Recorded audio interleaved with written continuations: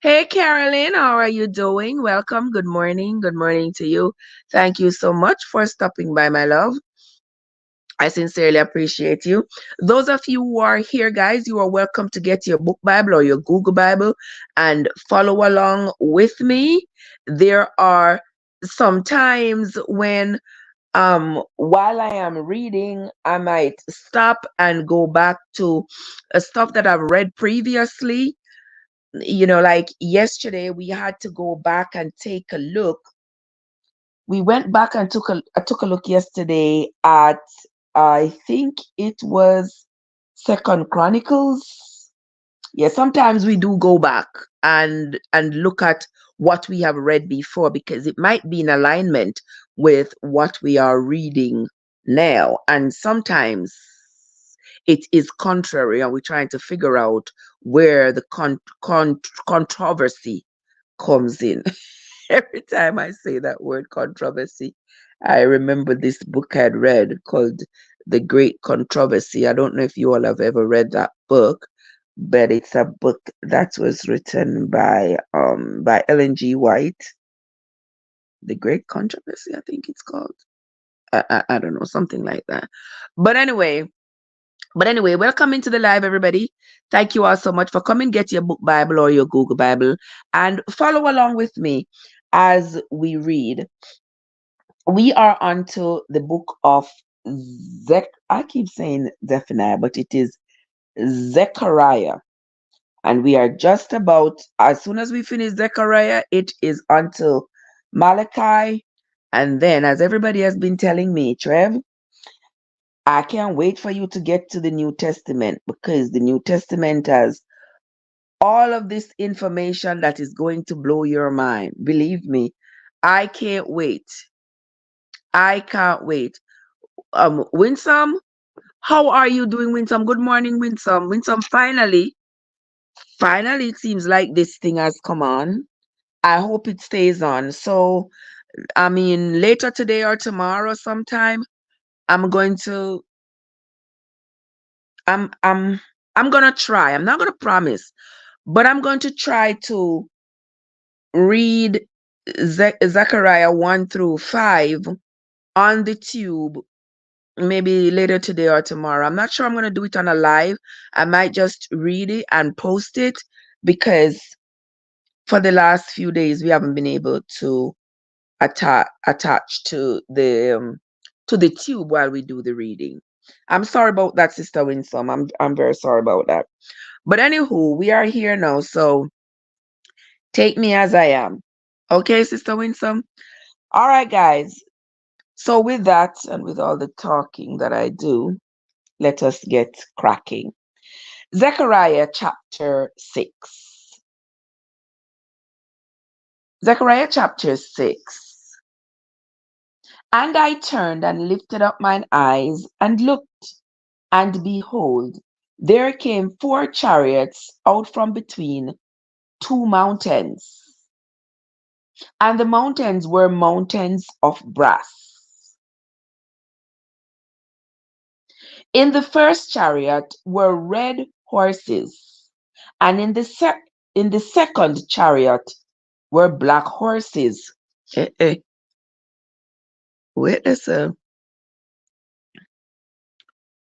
Thank you so much, Adara. I appreciate you, my love. Thank you so much. And in the third chariot, okay, so he saw what? 4 chariots? Okay. So this is Zechariah talking, guys. So he says he saw 4 chariots. In the first chariot were red horses. In the second chariot were black horses. And in the third chariot were white horses. And in the fourth chariot, grizzled and bay horses. Grizzled and bay horses. How grizzled horses look? We don't know. Maybe like grizzly bear? I don't know. But take note, people, we are on to the book of Zechariah chapter 6. Then I answered and said unto the angel that talked with me, what are these, my Lord? And the angel answered and said unto me, These are the four spirits of the heavens, which go forth from standing before the Lord of all the earth. Huh? The black horses which are therein go forth into the north country. Oh, all right. And the white go forth after them. And the grizzled go forth towards the south country. And the bay went forth and sought to go that they might walk to and fro through the earth. And he said, Get you hence, walk to and fro through the earth. So they walked to and fro through the earth. Huh? Beautiful people, AG. What's up, AG? How you doing? All right, people, mighty God. What's going on here? All right. Verse 8. Then cried he upon me, and spake unto me, saying, Behold, these that go towards the north country have quieted my spirit in the north country. But it was the black horses that went to the north country, right, people? Yes? Well, I'll make a little note. I'll make a little note here, so.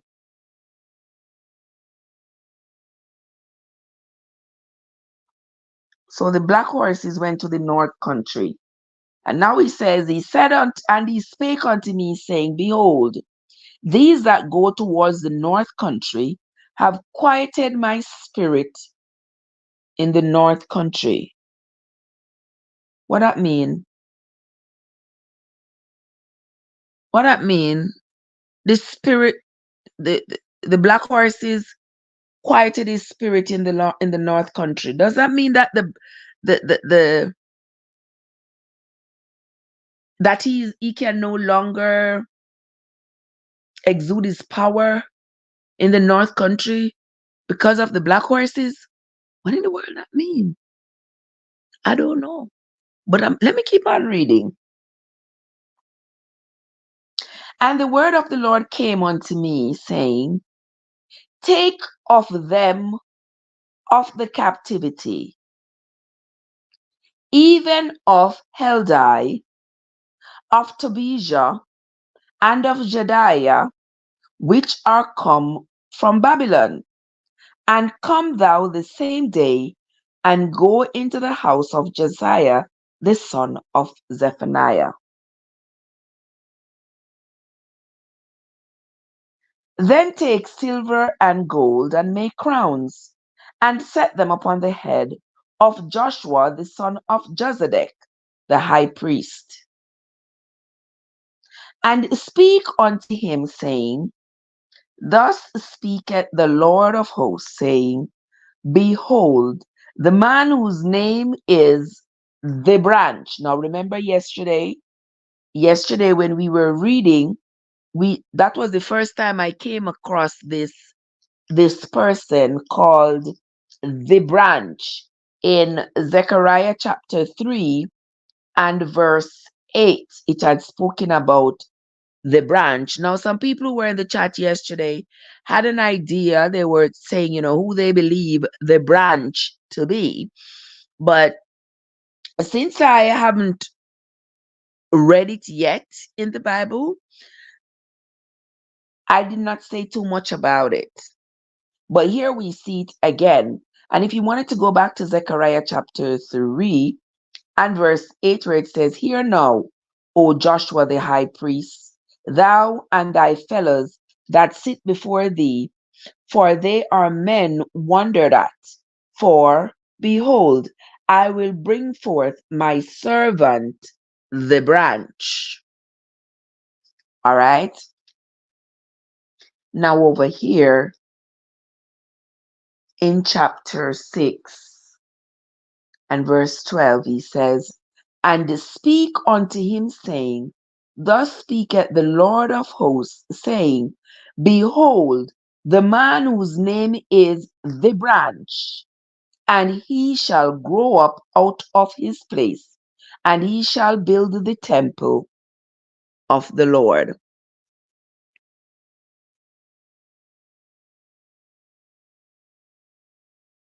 Let's continue. Verse 13 says, Even he shall build the temple of the Lord, and he shall bear the glory, and shall sit and rule upon his throne, and he shall be a priest upon his throne, and the counsel of peace shall be between them both. And the crowns shall be, and the crowns shall be to Helam, and to Tobijah, and to Jedaiah, and to Hen, the son of Zephaniah. So there was Josiah, son of Zephaniah, and Hen, son of Zephaniah. So those are brothers. For the memorial of the temple of God. So this Josiah and Hen,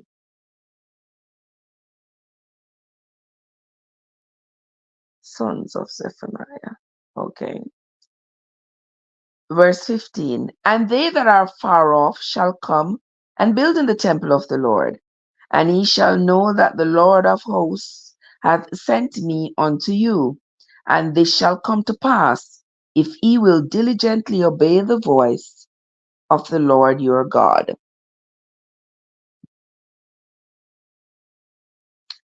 Here ends the reading of Zechariah chapter 6. All right, you all hear my fumbles right there, because I'm not sure what these horses, these different colored horses, and where they go.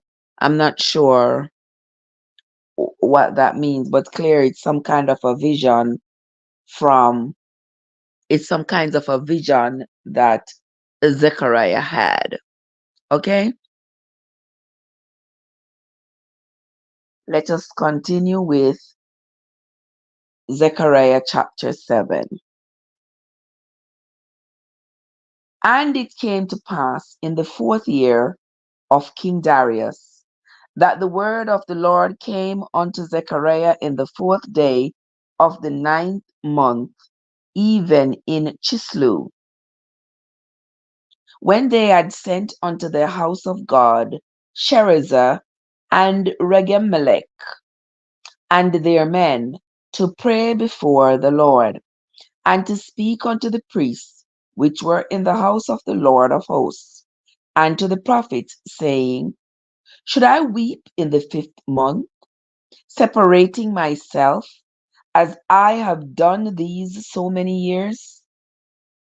Then came the word of the Lord of hosts unto me, saying, Speak unto all the people of the land, and to the priests, saying, When ye fasted and mourned in the 5th and 7th month, even those 70 years, did ye at all fast unto me, even to me?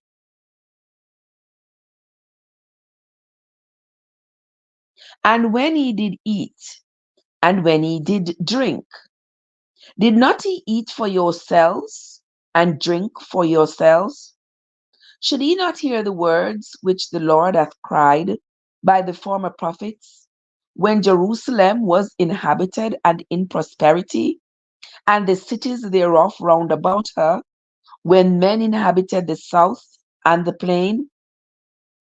And the word of the Lord came unto Zechariah, saying, Thus speaketh the Lord of hosts, saying, Execute true judgment, and show mercy and compassions, every man to his brother, and oppress not the widow, nor the fatherless, the stranger, nor the poor, and let none of you imagine evil against his brother in your heart. But they refused to hearken, and pulled away the shoulder, and stopped their ears. that they should not hear. Yea, they made their hearts as an adamant stone, lest they should hear, the law and the words which the Lord of hosts hath sent in his spirit by the former prophets. Therefore came a great wrath from the Lord of hosts. Okay. Verse 13. Therefore it is come to pass that as he cried, and they would not hear, so they cried, and I would not hear, said the Lord. Why? I don't know. But in the Bible, I have encountered more revenge, I should say, than grace and peace. I've been reading from Genesis, and I'm now at Zechariah, almost done with the Old Testament. And there is just so much lack of empathy, lack of grace, lack of, you know, and I know people say, oh, but if you do wrong, you expect God to punish you and stuff. But remember, this was the people who were supposed to be who, according to the Bible, were still being considered the chosen people. Their society, which had been established from Moses' time, coming down, it still needed a lot of work because there were still a lot of people, this like new generation, as I'm reading, who there was a lot of work to be done with them, because it's like this new generation was not as adamant about their religious convictions as their foreparents were. I Am Legend says, Christ brought dispensation of peace. Okay. Oh, okay. All right. So, are you therefore telling me that the lack of peace that I read of here in the Old Testament, it really never existed? So I could not have expected any peace. If that is your argument, then I would say that the God or the Lord that they are talking about here, then, would it be okay if I treated those conversations similarly? Remember, it is Christ who intercedes on our behalf. I remembering nothing because I don't know. I don't know anything, my love. I don't know anything. I'm coming into this as a blank slate. I am reading and trying to understand as I go along. So I have absolutely no previous knowledge. I haven't been indoctrinated into anything. I'll pretend as though. Okay? So I'm not entertaining any, oh, you remember this? Oh, did you know that? Because I don't know none of this. I was socialized into believing. I was indoctrinated into believing something that I had absolutely no clue about. All right. So legend says everybody keeps telling me when you get to the New Testament, I can't wait to get to the New Testament because it really does seems like there is a lot in the New Testament for me. Because there's not one morning I come here that somebody don't say to me, wait till you get to the New Testament. You will see when you get to the New Testament. So you all making me anxious to get to the New Testament because I want to hear what it got to say. Karen, bless up yourself. How are you doing? Good to see you, my love. Okay. I forget my train of thought, but that's all right. We are going to continue. We are going to continue. We are, for those of you just coming, we are on the book of Zechariah, chapter 7. Now, guys, don't forget, this is not Bible study. I am not teaching. I'm not teaching anything. I am not a biblical scholar. I am not a theologian. I am just an ordinary person trying to read this book here. Try to read this book here that has been presented to me from birth. Um, I'm trying to read it from beginning to end to see what is in it and why was it presented to me, and then to determine whether or not it.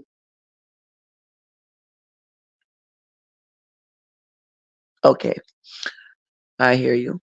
Okay, let me get back to this. Legend says the Old Testament represents the old law, the old way of doing things.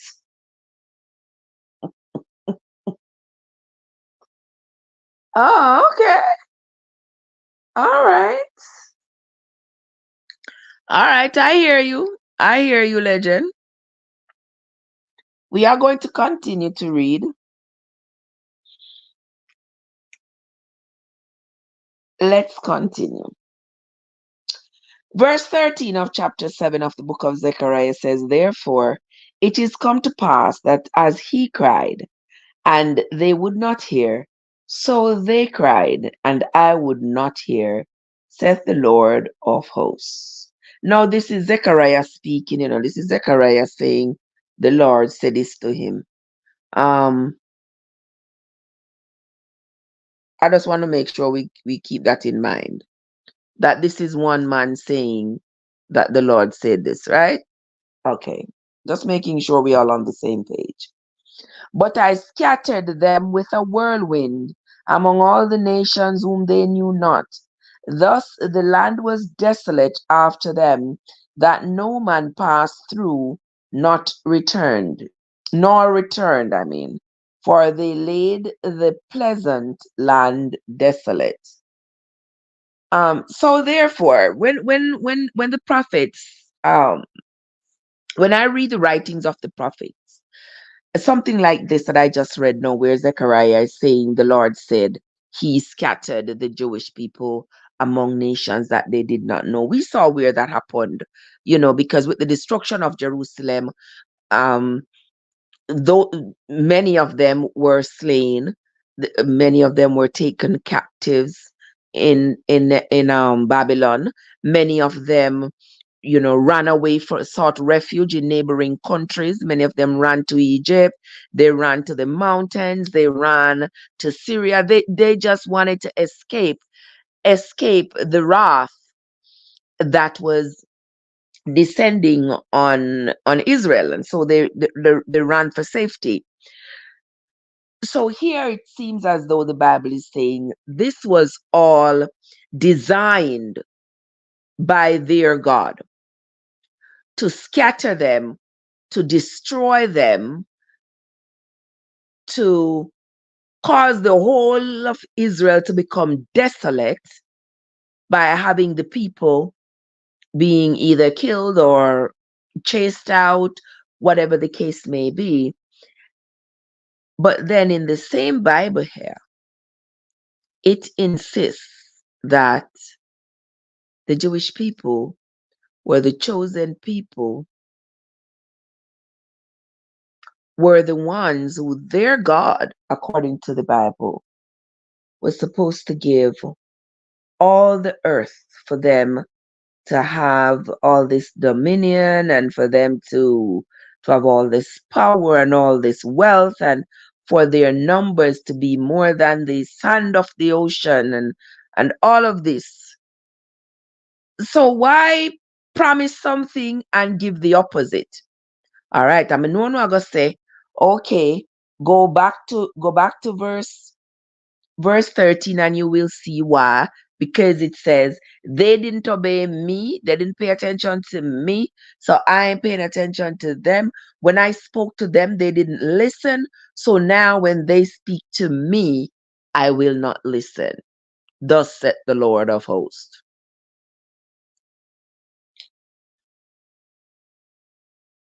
I'm not sure about you all, and I know some people say, oh, maybe you are trying to ascribe human qualities to the Most High.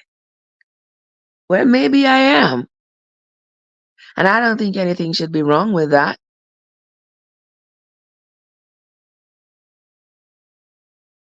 Because for me, I cannot accommodate the hatred and the anger and the revengefulness and oftentimes pettiness of the God that is spoken of here, as it is presented to me by these prophets who have written about their experiences with him. So I really can't help it. It's what is presented to me. It's not what I have made up. Because I haven't made anything up. It is from this. Because how can you say you have, this is your God and you are serving him, but when you make a mistake, he punishes you by not saying I'm punishing you because you did this wrong and you knew better. But when I talk to you, you did not listen. So now when you talk to me, I will not listen. So who has the power here? You know, it's like a mom saying to a child, when I tell you not to pick up that stick, you did not listen. So now when you tell me that you are hungry, I will not listen.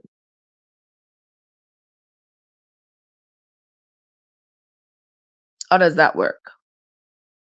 Well, that might be something to mull over for the rest of today, but I have my feelings towards that because it comes off to me as petty. But remember, Zechariah is a man. He's just an ordinary man writing what he claims to be his experience, his vision, that he claims to see his vision. And I don't know. I don't have to believe Zechariah's vision. Because if I come here and I tell you my vision, you think you have to believe it? No. Because sometimes our visions are guided by our thoughts. When we wish and we think that things should happen a particular way, sometimes you go to bed and in your sleep, you see the thing that you wish for happening. And you wake up and say, oh, I had a vision last night of XYZ. That's what was on your mind when you went to your bed. Okay? So you don't have to believe it. I don't have to, but it's what's written in the Bible. So we're going to continue reading. Legend says when we get to the New Testament, we will find out all the Old Testament will make sense. Somebody else said that yesterday. And trust me, I can't wait because a lot of this does require some additional reading, if you all understand what I'm saying. We're going to move on to chapter 8 of the book of Zechariah. Again, the word of the Lord of hosts came to me, saying, thus said the Lord of hosts, I was jealous for Zion with great jealousy, and I was jealous for her with great fury. All right, we're going to read that again. Again, the word of the Lord of hosts came to me, that me is Zechariah, saying, thus said the Lord of hosts, I was jealous for Zion with great jealousy, and I was jealous for her with great fury. Thus saith the Lord, I am returned unto Zion, and will dwell in the midst of Jerusalem, and Jerusalem shall be called a city of truth. Legend said, you do understand that when sin came into the world, it separated man from God. Legend, I do understand that God made both the sin and its opposite. So sin did not just came into the world. It was created according to the Bible by the same person who created the opposite. But let us continue reading. Verse 3 said, thus saith the Lord, I am returned unto Zion, and will dwell in the midst of Jerusalem. And Jerusalem, what? What are you say about God didn't create sin? So who did? So who did?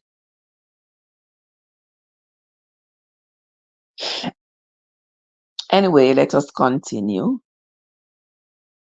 And the mountain of the Lord. Well, let me read back chapter 3 again, verse 3 again. Thus said the Lord, I am returned unto Zion, and will dwell in the midst of Jerusalem. And Jerusalem shall be called a city of truth, and the mountain of the Lord of hosts, the holy mountain. Thus said the Lord of hosts, there shall yet old men and old women dwell in the streets of Jerusalem, and every man with his staff in his hand for very age. Okay, I get sometimes the language in the Bible, the way they write, can be confusing because that is not how we speak. So, so for this verse 4 here, it is saying, thus said the Lord of hosts, there shall be old men and old women dwelling in the streets of Jerusalem, and each one shall have his staff in his hand, that's his cane, to show his age. And the streets of the city shall be full of boys and girls playing in the streets. Okay. Thus said the Lord of hosts, if it be marvelous in the eyes of the remnant of this people in these days, should it also be marvelous in mine eyes? Said the Lord of hosts. Thus said the Lord of hosts, behold, I will save my people from the east country and from the west country. Verse 8, and I will bring them, and they shall dwell in the midst of Jerusalem, and they shall be my people, and I will be their God in truth and in righteousness. Let me see what legend is saying here. Legend says, the great war that happened in heaven, where Lucifer and 2/3 of the angels were cast out.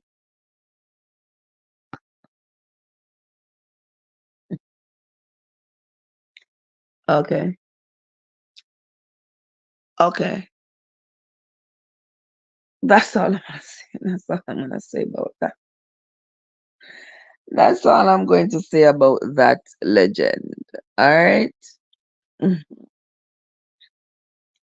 You see, I'm a little bit too realistic for a fantasy world. You know what I mean? Um, I don't do well with fantasy. I do great with reality. But anywho, it's not for me to be for or against anybody's belief. Okay? You do know that the Bible says God created everything, both good and evil, right? Okay. I had it marked somewhere here, but go look it up. Yeah, the Bible did say God created all things, both good and evil. And that was what had led us to the conversation a few days ago where we were talking about if God created all things, both good and evil, and knew what their antagonistic presence was going to mean for mankind, why therefore did he create evil to begin with? Is it because he wanted an opposing energy so that from acknowledging that opposing energy, we would have to pray to him, acknowledge him for him to save us from these negative energies? Is that a setup? I'm only asking, I'm only asking as my thoughts roll around in my head. I'm only asking because if I know that if I give you food, your belly gonna be full, you're gonna be sustained, you're gonna live. And I know that the opposite will happen if I don't give you food. And then I don't give you food. And you start to starve and holler to me and begging me for the food. What would you call me? All right, think about it. How would you think of me if I did that? Well, anyway, a little bit more to munch on for the day. But let us continue. We are on to chapter 8 of verse 9 of the book of Zechariah. Thus said the Lord of hosts, let your hands be strong. He that hear in these days these words by the mouth of the prophets, which were in the day that the foundation of the house of the Lord of hosts was laid, that the temple might be built. For before these days there was no hire for men, nor any hire for beasts, neither was there any peace to him that went out or came in because of the affliction. For I set all men, every one against his neighbor.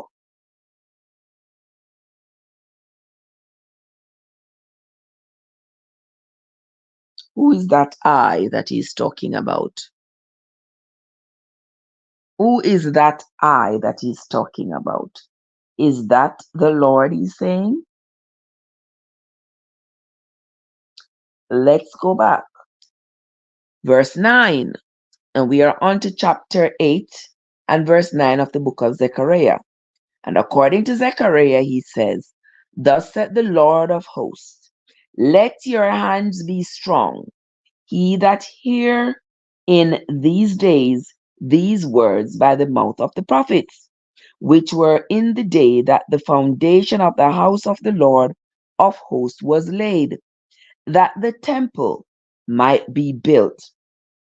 For before these days there was no hire for man, nor any hire for beast, neither was there any peace to him that went out or came in because of the affliction.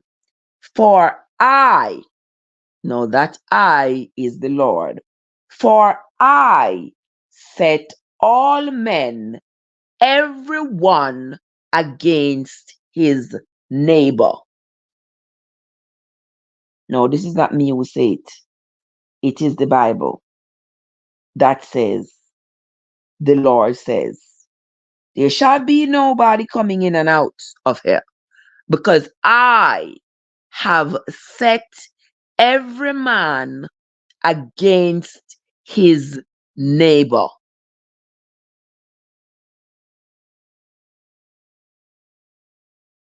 Why would God do that? Why would God deliberately set people against each other? How would that God Are you that? Bless up yourself. Good morning. Good morning. How are you doing? But let us continue reading. But now I will not be unto the residue of this people as in the former days, saith the Lord of hosts. For the seed shall be prosperous, the vine shall give her fruit, and the ground shall give her increase, and the heavens shall give their dew. And I will cause the remnant of this people to possess all these things. And it shall come to pass that as ye were a curse among the heathen, O house of Judah and house of Israel, so will I save you, and ye shall be a blessing. Fear not, but let your hands be strong. I don't know. I want to say in the chat the why the talker tell me say it's filtering some of your comments. I want to ask the people, you don't say nothing rude, don't say nothing bad. Even though the talk is always saying people are say things bad and something, and when you go back go look on what the people them say, ain't nothing about it that is insulting. You just can't stand them people here. What they control this algorithm. They get on my nerves sometimes. It's supposed to be a place where people can express themselves.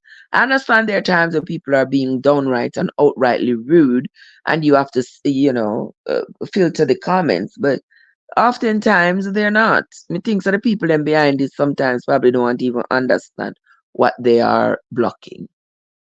Legend says one is moral evil and the other is calamity. God doesn't create moral evil. Why I say it must be you? Then I why I say so. Then I why I say why them I block your comments? Sometimes it's just one little word, and them get them britches in a bundle and start blocking people's comments. I don't know why they keep doing that, but anyway. He says one is moral evil and the other is calamity. God doesn't create moral evil. So who does? I was talking about evil. Oh, you were talking about evil and the Greek meaning, and they blocked you. Oh, I'm sorry. I'm sorry. All right. Well, when you say God does not create moral evil, who does? Because if you tell me that Satan does, I'm going to ask you who created Satan? Uh, and we're going to go down a rabbit hole right there because we're never going to find the end. If God created all things according to the Bible, that God created all things, both good and evil. And the Bible says so, on me. What he said, that's what you saw in the book of Isaiah when God created Satan. What did I see in the book of Isaiah when God created Satan? And in the book of Isaiah, God created Satan. It cannot be in the book of Isaiah that God created Satan. Because if you say that God did not create evil, Satan created evil. Who created Satan?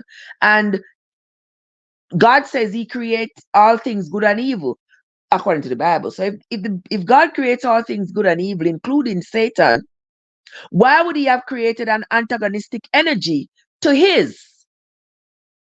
Was it not okay for us to live in peace and love and unity? Was it not enough? And that is why I say I could live in peace without even having to worry about the Bible. I could live in perfect peace without the Bible, but just knowing that I take care of the people around me, you know, the mantra of loving each other and doing to others as you would have them do unto you.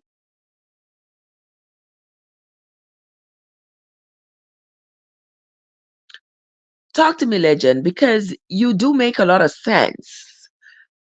But talk to me. He didn't create angels to be antagonistic, but Satan was jealous about God's ability to give breath to man.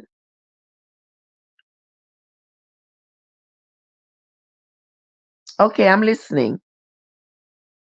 I'm listening. That's what you were socialized into believing, right? Because there had to be an explanation. Somebody had to come up with what they call a plausible explanation as to why what is written in the Bible is written as it is. There had to be some kind of explanation. Don't you think that way before me and you started to worry about what the Bible said, there were people who were worried about human existence? How did we get here? Why did we come here? How are we supposed to continue living here?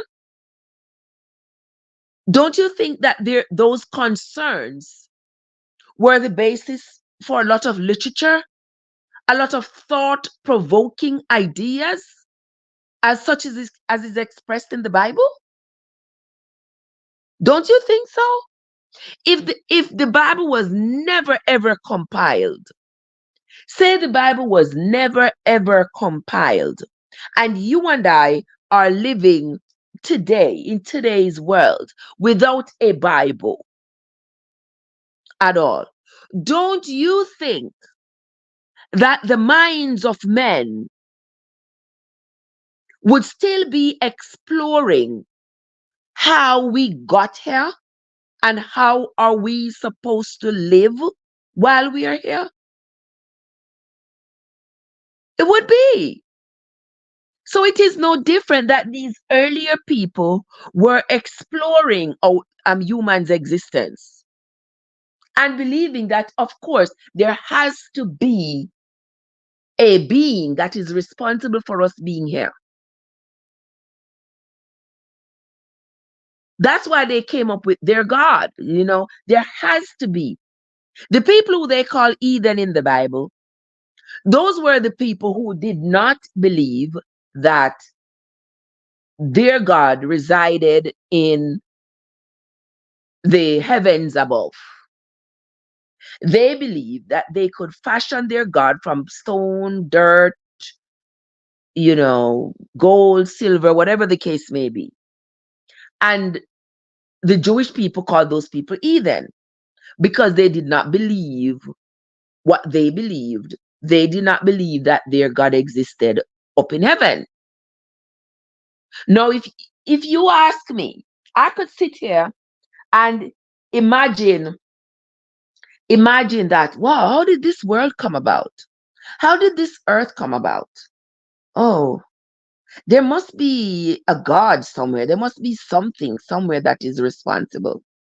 Even if I never read the Bible, that could be a thought. That could be a provocative thought. All because of my experience. That's how the mind works. You think about the things you experience, the things you have, and you wonder why. That is how we come up with electricity. That is how we come up with all kinds of technology. Do you think Wi-Fi? Do you think Wi-Fi never existed all this time? Of course it did. We just hadn't been able to. We hadn't just hadn't discovered it, and there are lots more discoveries left in the world for humanity. And it's from the mind working over time, thinking about what we have and what we could have.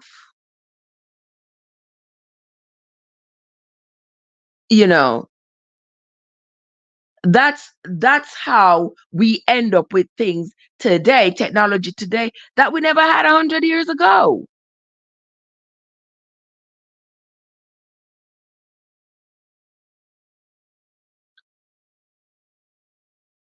Satan was jealous of God's ability to give breath to man. Who created Satan? And if you believe that what the Bible says, that God knows everything even before it happens, then he would have known that Satan would have been an antagonistic energy in his space. He would have known that. So are you therefore telling me that there are some things that God don't know? If I'm supposed to believe what the Bible says, or the Bible presents to me, this God, this all-knowing God who knows everything even before it happens, then you would have to agree with me that God knew that this energy was creating called Satan was going to be an antagonistic force to him. And that all of this was going to happen. At what point are you therefore telling me that God created Satan? Was it in the beginning when he created everything else? Because if it was at that time when he created everything else, then all of this that is in the Bible was predetermined. Prove me wrong. Because it's not like he created Satan, he would have created Satan afterwards. No, that wouldn't sound realistic. Remember, I'm not going by my thoughts, I'm going by what the Bible says, not what I think. I am just trying to decipher what the Bible says to make it make sense to me. To make it make sense to me.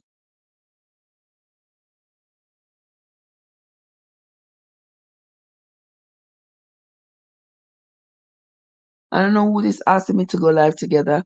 No, I'm not going no live together. Who this Shelby lover? No. If there is somebody wants to come up, have something to say, I will be more than happy to accommodate. But me not play no match. No match, people, please. Don't invite me to a match. We ain't play no match. I'm sorry.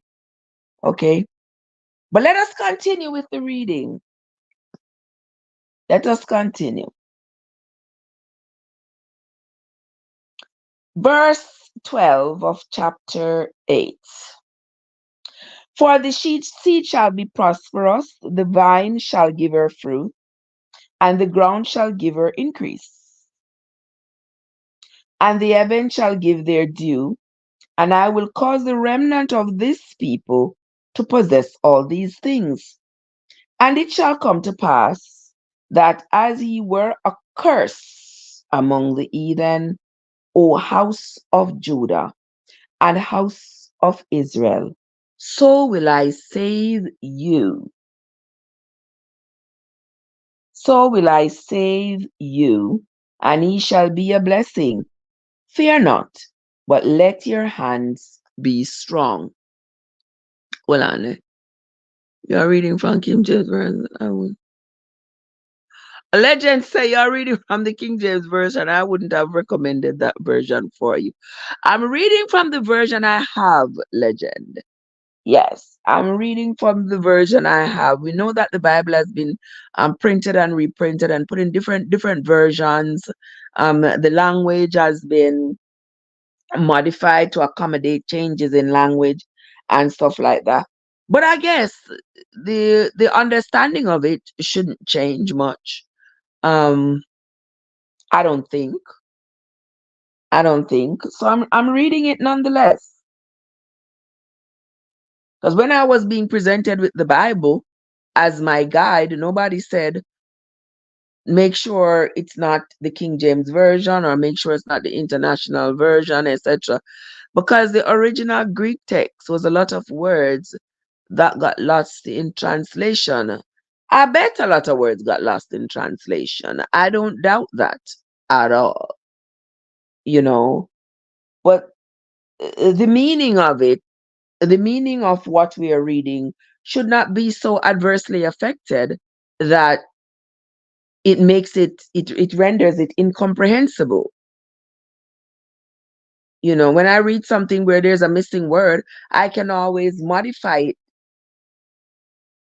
to suit my modern understanding of language. Hello, Sharina, how you doing?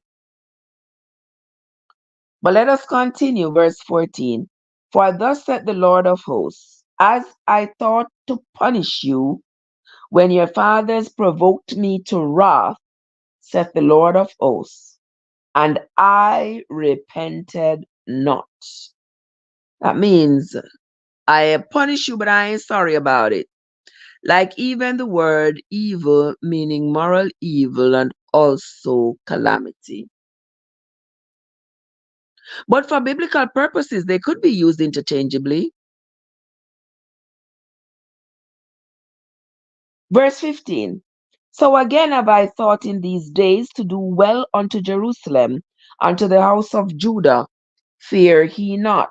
So Zechariah is here now saying that God is saying he's going to be present in the new Jerusalem. He's going to be present there. They shouldn't have any fear because he's not going to do to them like he did to their foreparents. Well, you say, no, not really. They couldn't be used interchangeably. Well, they have. They have. That is why when we read, we got to read and get the context of what we are reading. Because once you're reading and you get the context of what you're reading, who is speaking or what they're speaking about, that will help you to understand the text even better. If you're just grabbing one verse and reading that one verse without getting context of what is being talked about, you may not get the understanding of it from just one verse. That's what I have learned from reading the Bible and from reading just about any book. If I pick up one of my novels and I just flip the page and read one read one paragraph, it's not going to help me much because I don't know exactly what they're talking about. I haven't gotten the full context of what they're talking about. And it's the same with the Bible. Verse 16 says, these are the things that he shall do. Speak ye every man the truth to his neighbor. Execute the judgment of truth and peace in your gates. And let none of you imagine evil in your hearts against your neighbor.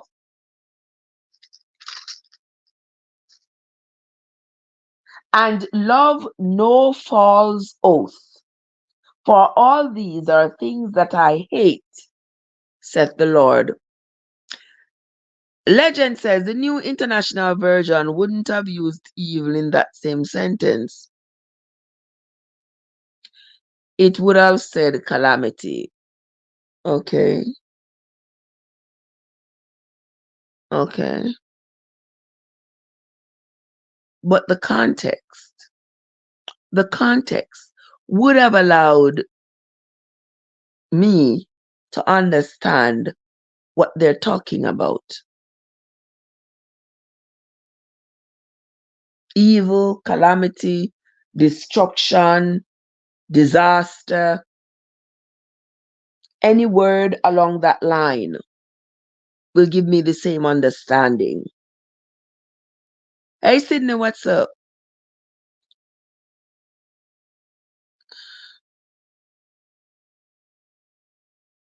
Oh, and I would not have left with the belief that God creates evil. So who created it? Since you know who created it, let me know. I'm listening.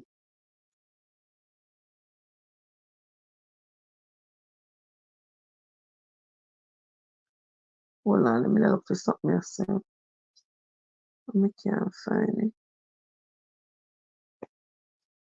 Hold on.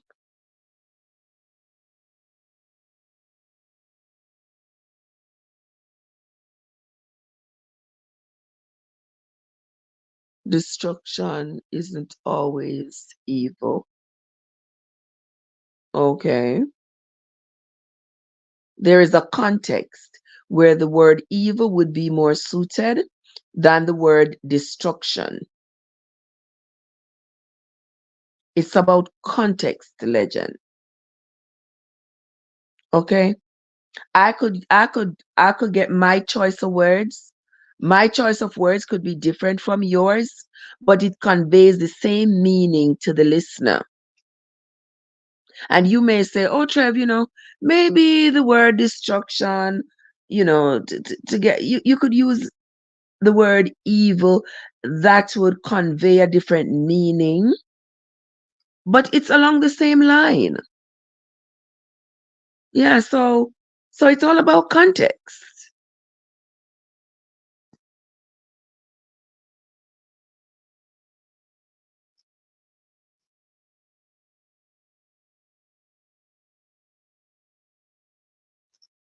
But we're gonna continue because my time. Have you ever heard of Matthew Henry? No, sir. First me I hear that name, legend. Who is he? Who is Matthew Henry? Where is he from?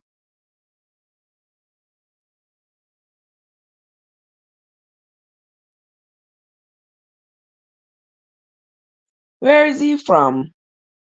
I don't mind knowing new people.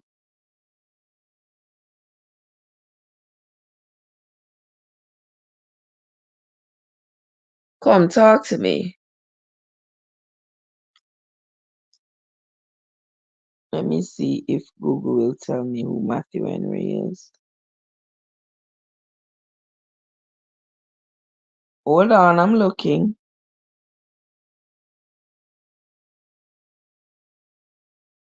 Matthew Henry. Says Matthew Henry, the author.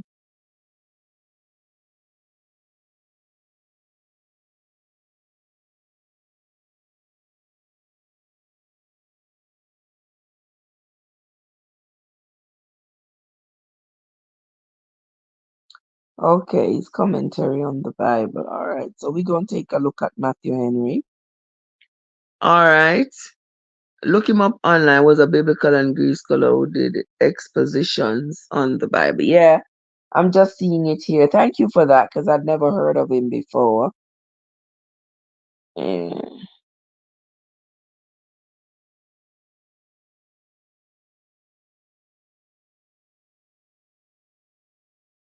Okay, we are going to.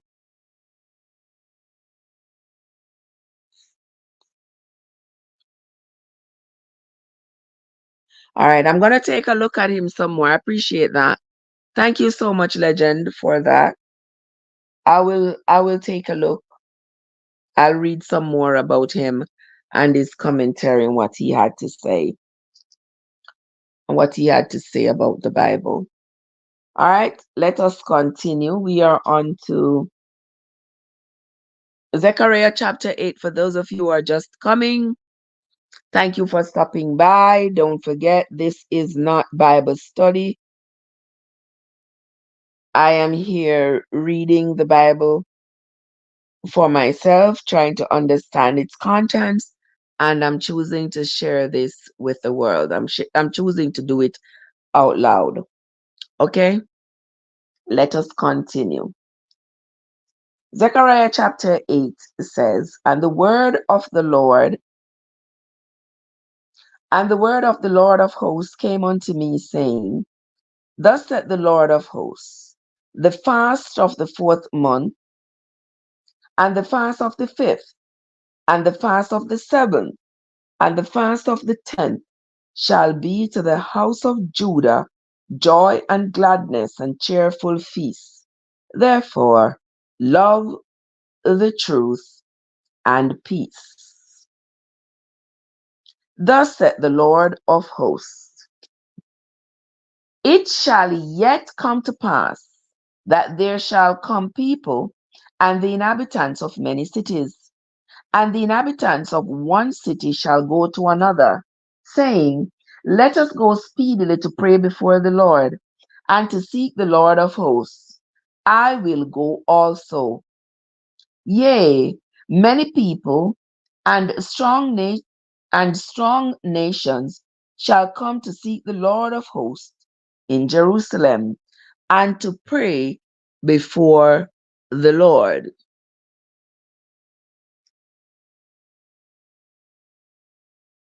Okay, legend says you can read his commentary along with the Bible. It will help to make things clearer. Thank you so much, legend.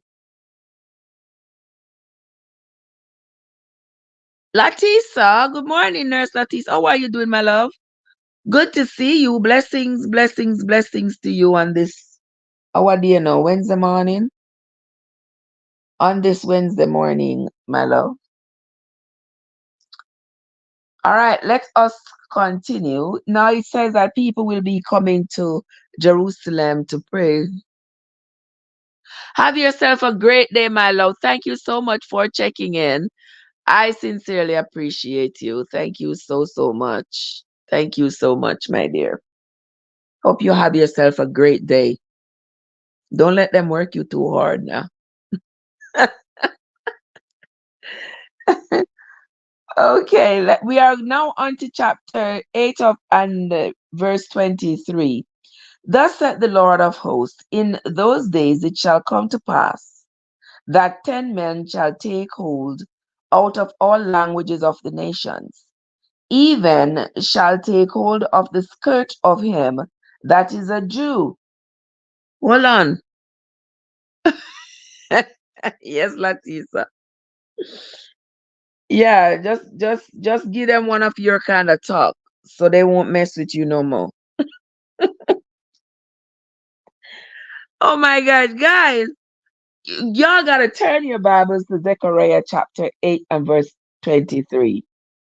Thus said the Lord of hosts, in those days it shall come to pass that 10 men shall take hold out of all languages of the nations, even shall take hold of the skirt of him that is a Jew, saying, we will go forth with you, for we have heard that God is with you. Now, if you all remember when we were reading yesterday, it talked about God sending off the people, scattering the people, making them speak languages that they did not understand. Y'all remember that? I know I marked it here. Let me take a look.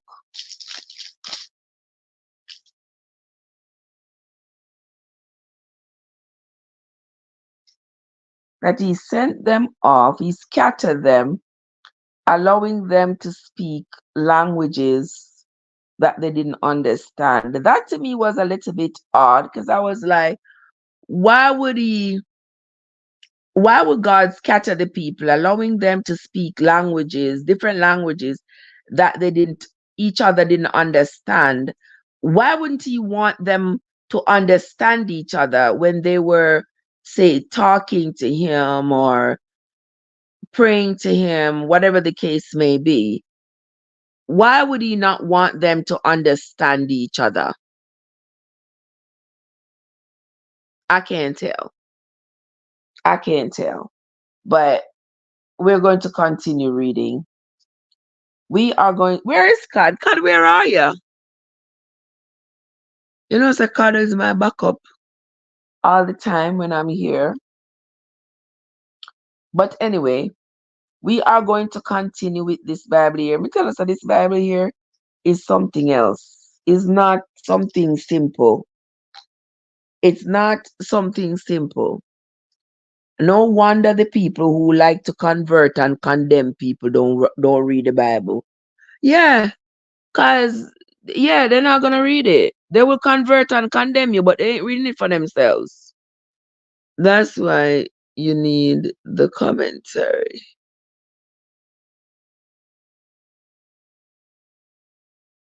That's why you might not always agree, but it brings some clarity. And you know the thing too, legend. I don't mind hearing other people's views. I don't mind hearing other people's views and people who are rational and reasonable. I always seem to come across some people who they just talk. You want to hear them say something that is Bible based. You understand? I want to hear you read a scripture, read a story in the Bible or something, and say what you believe based on the Bible, since you claim to have been so versed in the Bible and claim to have read the Bible, been reading the Bible since you were 7, and you are now 60, and you have read the Bible back and forth, in and out, and you can quote a scripture, but at the same time, you just talking. I find that with a lot of people, they are, morning son. I find that with a lot of people who claim that they are doing this Bible study on the internet. And I'll be going back and forth trying to hear something, to learn something. Some people are so stuck in like the laws of Moses. It's like these people would rather us go back to live like the way Moses has told the people God told him to live, told him to tell them to live. You know, it just seems to me so archaic, so backwards. I mean, it just seems to me like an ego trip where people are saying, oh, you can't, oh, women not supposed to wear jewelry, and women not supposed to wear trousers, and women not supposed. It just seems like they keep focusing on what women are not supposed to do, and they just fail to understand that the Bible is written from a patriarchal point of view. Historically, the Jewish, so I mean, establishment, whatever you call it, was I got a brain fart right there just now. But you have to understand that historically, you know, Jewish civilization was not meant to incorporate women as having any important role in their society. It wasn't. It was designed for men, meant to be the priests, meant to be the leaders, meant to be the rulers, meant to be the prophets. You know, that's how it's designed. And whenever we see a female rise above that, we had the prophetess Huldah. They were not so recognized. They were mentioned with a little snippet in the Bible. Why? Because basically because they were not men. When Ophelia believed that as a woman, she could become king of Israel, she went ahead and slew all of her grandchildren in order to become the king queen of Israel. So if you want to apply those old archaic laws to today's modern society, it is ridiculous. It is misplaced. The King James Version is more poetic because it was commissioned by the English to be translated. And when you read the New International Version, you might have a different understanding. I very well might. I very well might, and I might take you up on that. I might take you up on that and compare the two and see, where the differences come in and whether or not the writings change the meanings or my understanding of what I am reading. I could take you up. I could take you up on that, but it's not going to be before I finish the reading of this one, of the King James Version. Okay? But anyway, we are going to continue reading. We are going to be on our last chapter for today. That's going to be chapter 9 in the book of Zechariah. By next week we should, okay, so tomorrow we will finish Zechariah, and then Friday we will read Malachi. What? Yeah. Friday we will read Malachi, and then we're gonna take a pause. No, we're gonna have no reading Saturday morning, Sunday morning, or Monday morning. And then we will come back Tuesday morning around this time to start the New Testament. All right, I can't wait. But anyway, let us continue. Zechariah chapter 9. Why do you want to continue with the kids? Matter of fact, read. Yes, I have been reading the King James Version from Genesis. When I started this journey 2.5 years ago, I started with the King James Version. And I'm not going to just switch from the King James Version now to go read the New International Version. When I'm through reading this, I might read the New International Version as you suggest, and compare it with the King James Version, because I'm going to go this over again. I'm not just going to read it one time and be done with it. I'm going to continue. I'm going to read it again and again, because you can't just read it one time and understand it. I mean, and it's not even so much so the understanding as much as I want to at least become aware of the contents of the Bible. At least become aware of the contents, because all my life I have been given the Bible as my moral guide. I was never told why. I was never given an explanation. I've been asking for explanation for this book since I was 10 years old. Them say you need God in your soul. Them catch me, them baptize me. Them say you need God in your soul. You ask too much question. Yeah. Well, now I am big enough and old enough to be responsible for myself and my own deeds. Therefore, I think it is incumbent on me that I read this Bible and be aware of its content. All right, let's move along. Before Winsome tell Mr. Mayor talk too much. Oh, of course, yes, Legend. You gotta ask questions. When something seems foggy in your mind, you gotta ask questions to get some clarity. But I find that a lot of people, especially people who claim to know the Bible and claim to use the Bible to teach, to convict and convert people and condemn people, they do not like you asking relevant questions. They don't like it because it seems like you are a troublemaker. They be quick to call you an heathen, tell us say you blaspheme, you gonna go to hell, and that is their way of either shutting you up or getting you to just throw your hands in the air and agree with whatever it is that they are saying. But that's not me, and I am not frightened by the threat of this proverbial hell that you are talking about. I'm not frightened by it, not one bit. So nobody can trick me and because ya go got hell, ya go got hell. No, no, no, no, no, no. Don't give me no foolishness. Don't give me that kind of nonsense.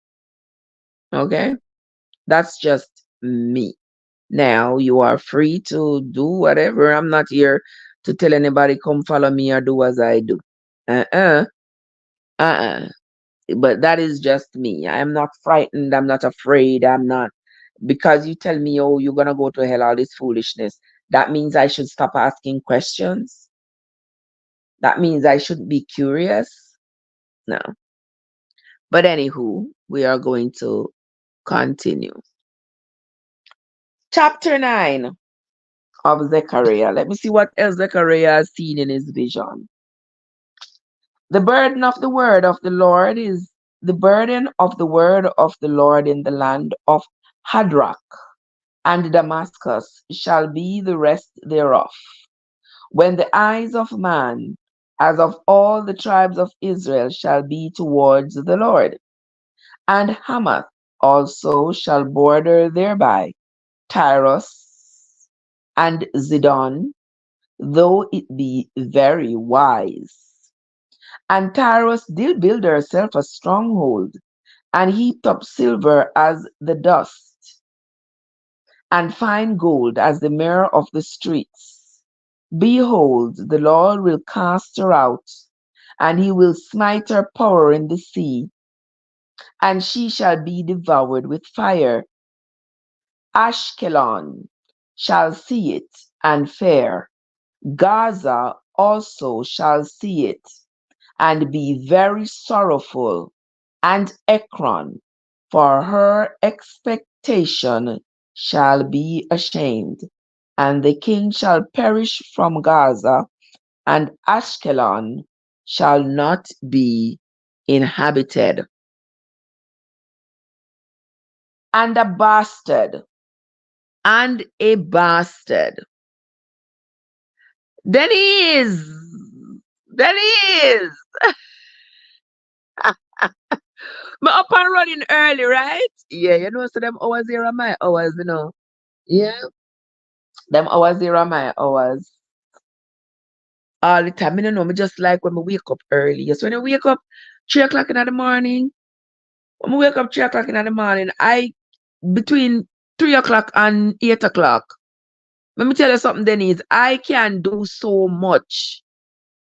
I can do so much. If me have a paper for writing, you say me wake up 2 o'clock in the morning. It just coming like my mental juices just start hey, juices.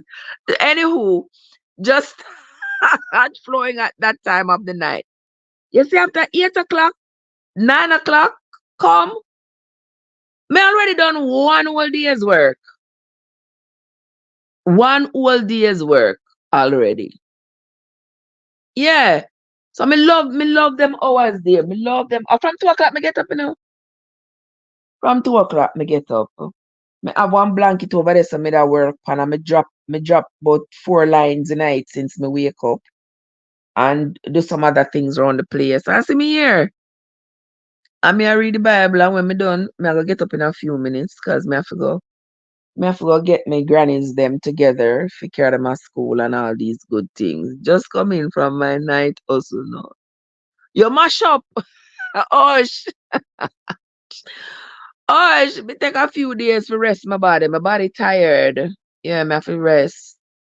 Me have to rest my body. Age is creeping up on me. They see what's up. Oh, age creeping up on me, Denise. Creeping up. Yeah. It a crawl up on me, so me have to rest.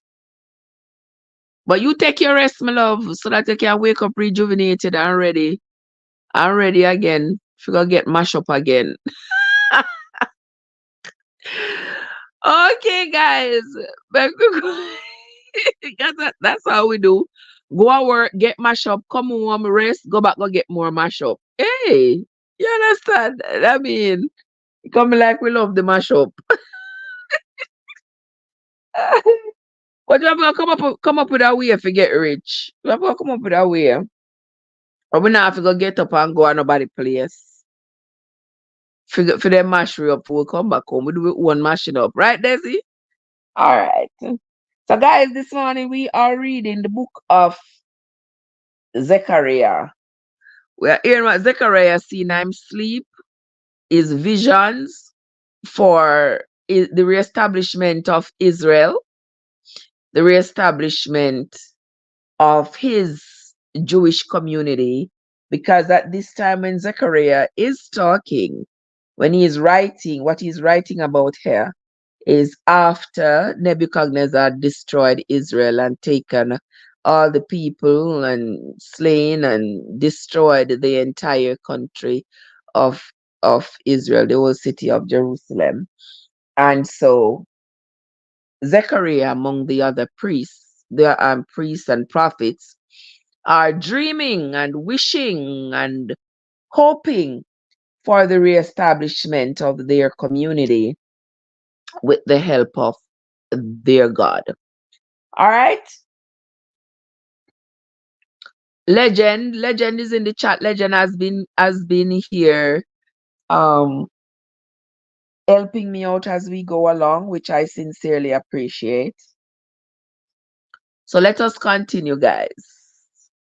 We are on to Zechariah chapter 9 and verse 5 again. We're going to read. Ashkelon shall see it and fear. Gaza also shall see it and be very sorrowful. And Ekron, for her expectation, shall be ashamed. And the king shall perish from Gaza, and Ashkelon shall not be inhabited.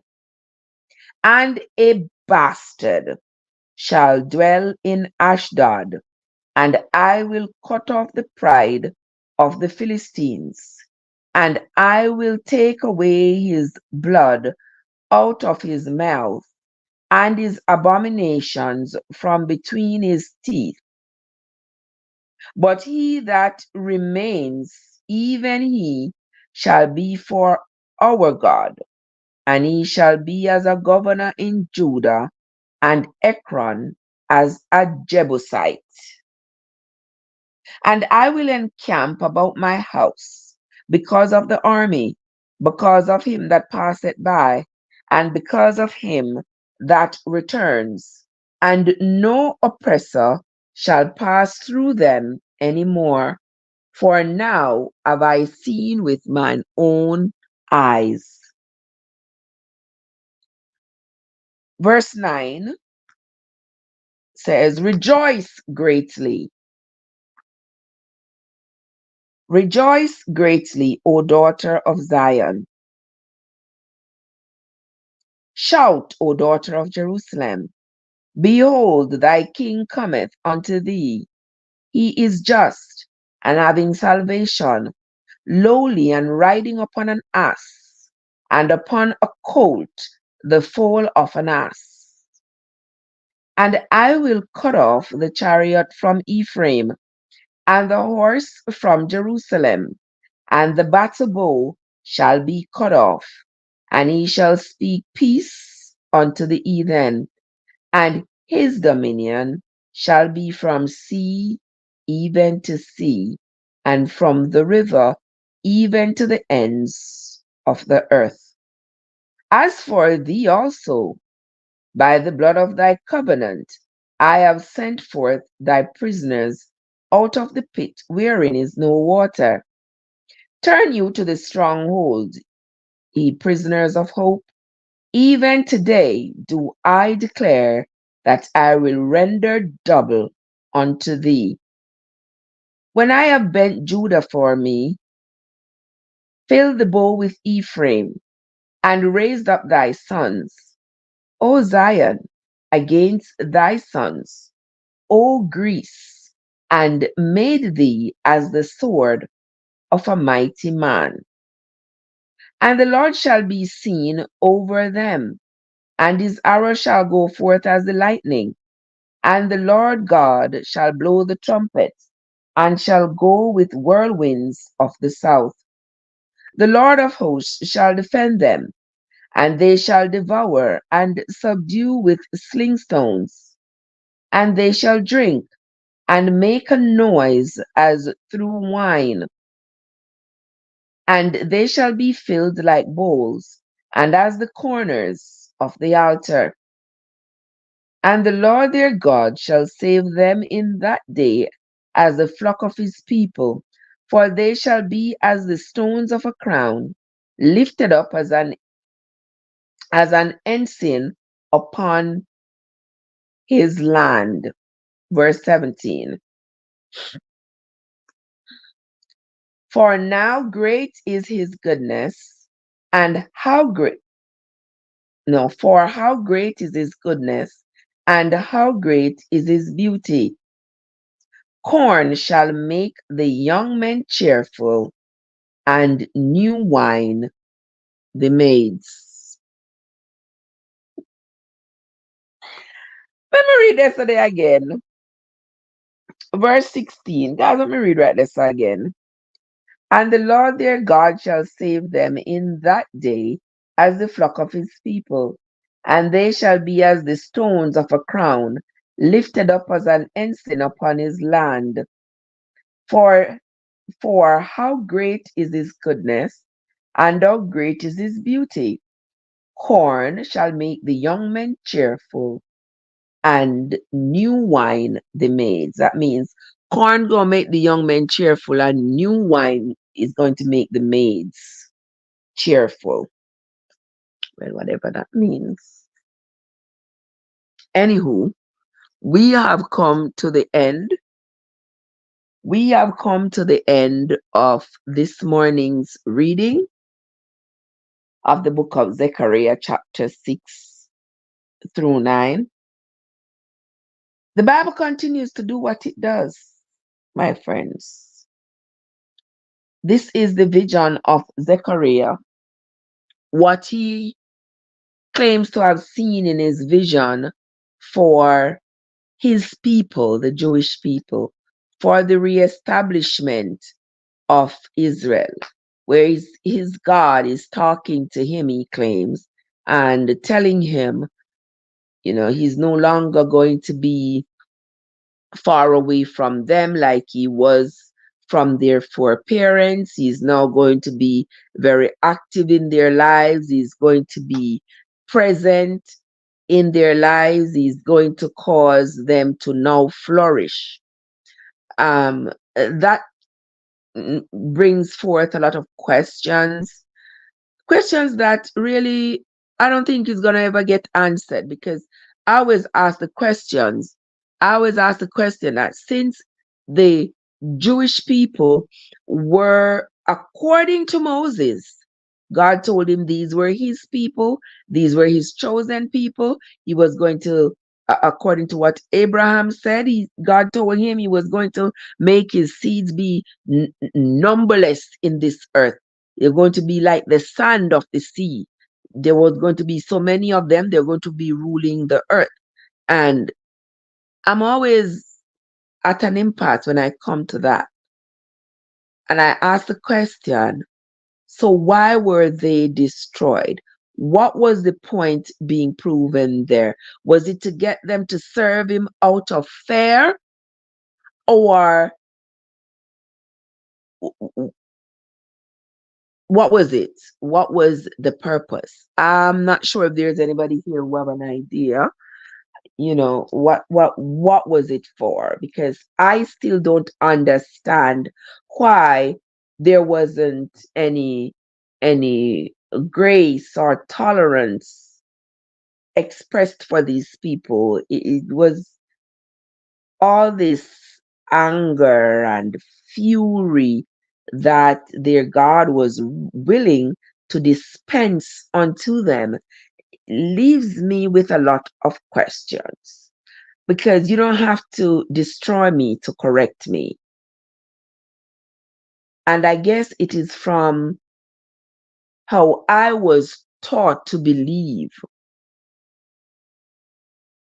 in this God that is probably clouding my judgment as to his capabilities and the explanations into why he does things the way he does. The fear of the Lord is the beginning.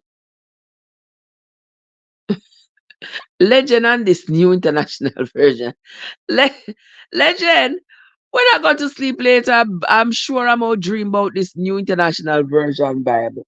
Because I'm not sure what is in that new international version that makes you so adamant that I have got to read it to be able to understand what the Bible is saying. I don't know what is in it.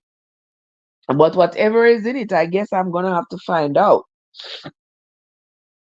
because I'm definitely going to have to take a look at it, to take a read from it and see what is it. Why you are insisting that I read it. I will. I will. It's for better understanding. All right. Any kind of literature for me to read to get a better understanding, I'm up for the challenge. I don't have a problem at all. I'm up for the challenge. I will. And I'm going to do the Matthew Henry commentary as well. I want to listen to that and hear what he has to say in his commentary about the Bible. Yeah. I thank you so much for that, legend. I appreciate that so much. You know, guys, when somebody comes into the chat and is willing to share additional resources with me, I mean, that means everything to me, because sometimes, as you all see, I'm reading the Bible here, and I really, really could do well with some additional literature to help me understand what in the world I am reading. So I appreciate when somebody comes into the chat and is willing to share something like that with me. I appreciate you, legend. Thank you so much for that. All right.